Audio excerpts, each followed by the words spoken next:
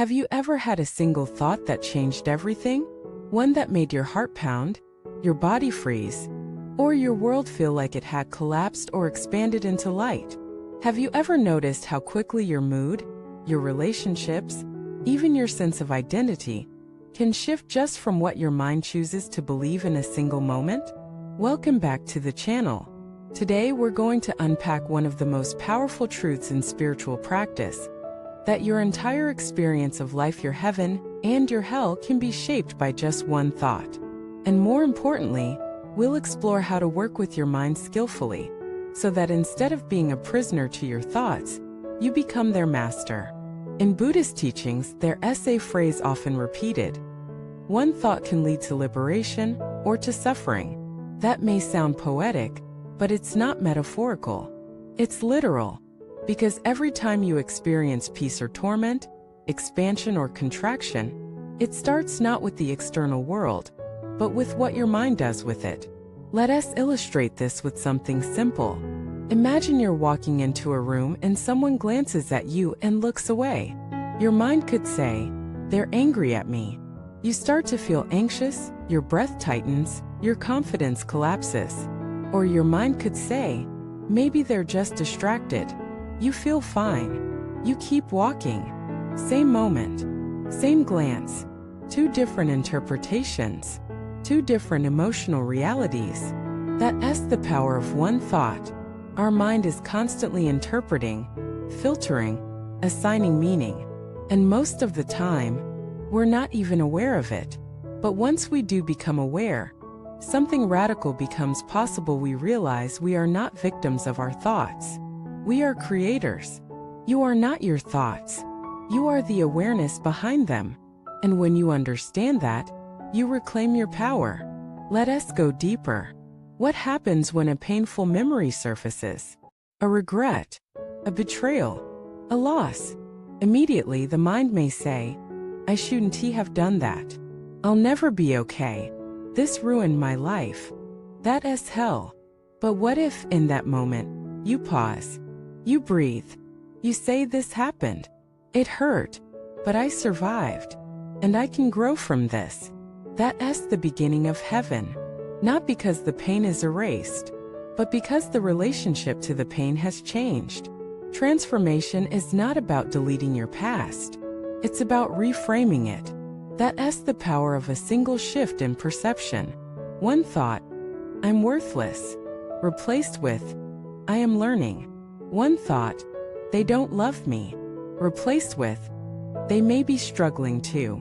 One thought, "I'll never change," replaced with, "Change is already happening." These shifts are not lies. They are deeper truths. Because most of the surface thoughts we believe are born from fear, not reality. And fear always shrinks the world. But truth, real truth, expands it. When you catch a negative thought and question it, you create space. When you don't believe every mental storm, you create peace. Let us explore a technique that spiritual masters have used for centuries. The practice of reframing. When something upsetting happens, don't immediately react. Ask, "What else could this mean? What is this teaching me? Is this thought absolutely true? What would love say here?" That pause is everything. Because in that pause, you're no longer a slave to your mind. You are the witness. And the witness is free. Another practice is gratitude, not the kind that pretends everything is perfect, but the kind that finds light even in darkness. Gratitude doesn't erase pain, but it coexists with it. And it reminds the mind, look, this moment too has something to offer. You can be grieving and grateful, angry and mindful, afraid and still present. This is the paradox of real practice. The goal is not to eliminate all negative thoughts. That's impossible. The goal is to change your relationship to them. To see thoughts not as facts but as clouds. They pass. And in between them is the vast sky of awareness. That sky is always clear, always available, always you. Let us return to the idea of heaven and hell. In the Buddhist tradition, these are not just realms after death. They are states of mind right now. A mind filled with jealousy, rage, attachment that S hell. A mind filled with clarity, compassion, presence that S heaven. You can visit both in the same day, the same hour, even the same breath. It all depends on which thoughts you feed, which stories you believe, which emotions you cling to. So ask yourself, what kind of inner world are you cultivating? Are you planting seeds of peace? Or fueling fires of self-judgment? Are you telling stories of hope? Or repeating tales of defeat? The good news is you can always choose again. Even if you've lived years in self-doubt, one moment of clarity can shift your entire path. Even if you've hurt others or been hurt, one thought of forgiveness can begin healing.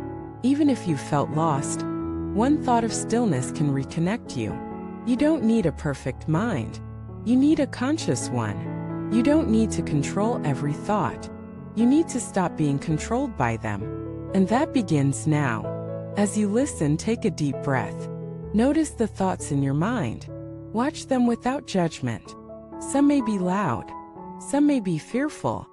Some may be quiet. But you are not those thoughts. You are the one watching.